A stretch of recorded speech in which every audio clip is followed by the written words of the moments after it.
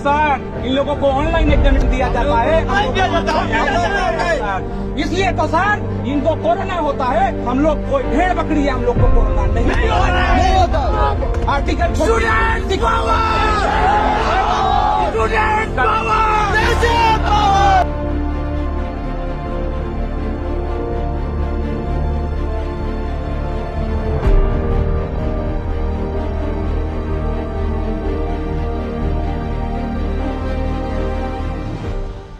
মূলত বেশ কিছুদিন থেকেই আমাদের টিডিসির ছাত্র যারা রয়েছেন আসাম বিশ্ববিদ্যালয়ের অধীনে, তারা একটা দাবি নিয়ে সবার সামনে ওনারা বারবার রাখছেন।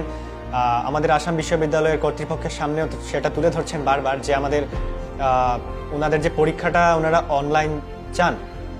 সে জায়গায় দাঁড়িয়ে আমি একটা জিনিস বিশ্বাস করি যে আজকে অনলাইন হোক বা অফলাইন হোক, সে ডিসিশনটা নিয়েছে আসাম ইউনিভার্সিটি অথরিটি, কিন্তু সে জায়গায় একটা দাবি উঠে আসতেই পারে এবং সেই দাবির ভিত্তিতে আজকে আসাম বিশ্ববিদ্যালয়ের কর্তৃপক্ষ সেই দাবিটা বিবেচনা করে দেখবেন এবং যারা টিডিসির ছাত্রছাত্রীরা রয়েছেন ওনাদের দাবির সাথে আমাদের আসাম বিশ্ববিদ্যালয়ের ছাত্র সংসদ 2019-20 সবসময় আছে এবং থাকবে।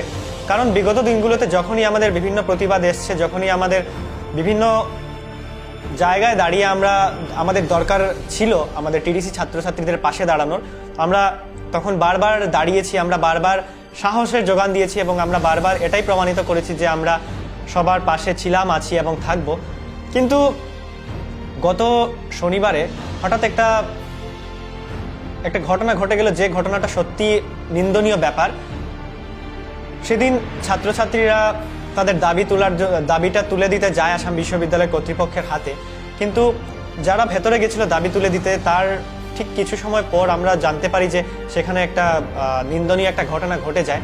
তো আমি এটুকুই বলবো যে জায়গায় আমাদের প্রতিবাদটা গণতান্ত্রিক পদ্ধতিতে হচ্ছে, সেই জায়গায় গণতান্ত্রিক পদ্ধতিটাই অনুসরণ করে যাওয়া স্বাভাবিক এবং আমি এটাই আশা রাখছি যে আমাদের আসাম বিশ্ববিদ্যালয় কর্তৃপক্ষ দোষীদের খুঁজে বার করবেন এবং বার করে তাদের উপযুক্ত শাস্তি প্রদান করবেন। কারণ আমি চাই যারা মূল দোষী তারাই শাস্তি পাক। এবং এখানে কিন্তু আমরা দেখতে পাচ্ছি যে আমাদের যে আন্দোলনটা কিন্তু মূলত একটা আন্দোলন হিসেবেই গেছে। কারণ এখানে যখন প্রথম অবস্থায় ছাত্রছাত্রীরা নিজেদের দাবি নিয়ে গেছে, সে জায়গায় তারা গেছে আন্দোলন করতে এবং সে জায়গায় হঠাৎ করে এই দিকটা আরেকটা দিকে মোড় নিয়ে নেয়। তো সেই মোড়টা যাতে এখানে না আসে এবং যারা ছাত্রছাত্রীরা এই দাবিটা নিয়ে এসেছিল সেই দাবিটা যেন পূরণ হয় এবং এই ছোট একটা ঘটনার জন্য সেই ছাত্রছাত্রীর যে ন্যায্য দাবিটা, সেই দাবিটা যেন ওরা পায়, এটুকুই আশা রাখছি। এবং আগামী দিনে আমি আরেকটা কথা বলতে চাই যে আমাদের আসাম বিশ্ববিদ্যালয়ের যে ছাত্রছাত্রীরা রয়েছে তারা সবসময় আমাদের টিডিসির ছাত্রছাত্রীদের পাশে ছিল, আছে। কারণ আজকে একটা স্টুডেন্ট সে কিন্তু টিডিসি পাস করার পরই গিয়ে আসাম বিশ্ববিদ্যালয়ে ঢুকতে পারছে।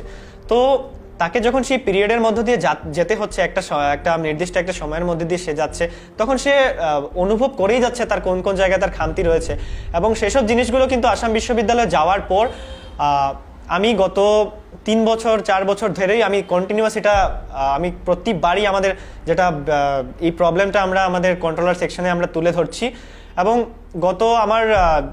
আমি যে সময় আমাদের ইউনিয়নের সময় আমি ইউনিয়নের পক্ষ থেকে আমি সেটা তুলে ধরেছিলাম, বারবার তুলে ধরেছি এবং আমি এটাই আশা রাখছি যে আগামী দিনগুলোতেও যেন এ ধরনের কোনো উল্টোপাল্টা কাজ না হয় এবং ছাত্রছাত্রীরা নিজেদের গণতান্ত্রিক পদ্ধতিতেই আন্দোলন চালিয়ে যায়। আর আমি জানি যে আগামী দিনগুলোতে যখনই দরকার পড়বে আমরা আসাম বিশ্ববিদ্যালয় কর্তৃপক্ষকে পাশে পাবো। কারণ হয়তো অনেকেই জানেন না যে আসাম বিশ্ববিদ্যালয়ের যে আমাদের কন্ট্রোলার সেকশন রয়েছে, যেটা এক্সামিনেশন সেল, ওনারা কিন্তু দিন রাত খাটুনি করে যান আমাদের ছাত্রদের বিভিন্ন অসুবিধার সময়। আমরা বিগত কিছুদিন আগে আমরা দেখতে পেয়েছিলাম গুরুচরণ কলেজের কিছু ছাত্রছাত্রীরা একটা সমস্যার সম্মুখীন হয়, যেখানে মোটমাট 40 থেকে 50 জন ছাত্রছাত্রীরা নিজেদের কোনো একটা ব্যাপারের জন্য ওনারা মিস করে যান ওনাদের যে এক্সামের এনরোলমেন্টের ব্যাপারটা, সে জায়গায় ওনারা এক্সাম দিতে পারেননি এবং সেই কারণে কিন্তু ওনাদের একটা বছর লস হয়ে যাচ্ছে। তো যে জায়গায় দাঁড়িয়ে ছাত্রছাত্রীদের পাশে থাকা যায়, প্রত্যেকটা জায়গায় কিন্তু আসাম বিশ্ববিদ্যালয়ের যে এক্সাম ব্রাঞ্চের যারা আমাদের কর্মচারীরা রয়েছেন, অশিক্ষক কর্মচারীবৃন্দ সবসময় সাপোর্ট করে গেছেন এবং বিভিন্ন সময়ে বিভিন্ন জায়গায় যখনই আমরা কোনো ধরনের সহযোগিতা চাই ওনাদের কাছ থেকে আমরা পেয়ে যাই। আমাদের বিভিন্ন কলেজের যারা প্রিন্সিপালরা রয়েছেন ওনারা সবাই মিলে এই ব্যাপারটা ভেবে দেখবেন এবং আরও একবার ছাত্রছাত্রীদের পাশে থেকে এই ভয়ঙ্কর ব্যাপার থেকে যাতে আমরা সবাই বের হয়ে আসতে পারি, আমি এটাই আশা রাখছি যে আসাম বিশ্ববিদ্যালয় কর্তৃপক্ষ সব সময় আগামী দিনগুলোতেও ছাত্রছাত্রীদের পাশে থাকবেন। ধন্যবাদ।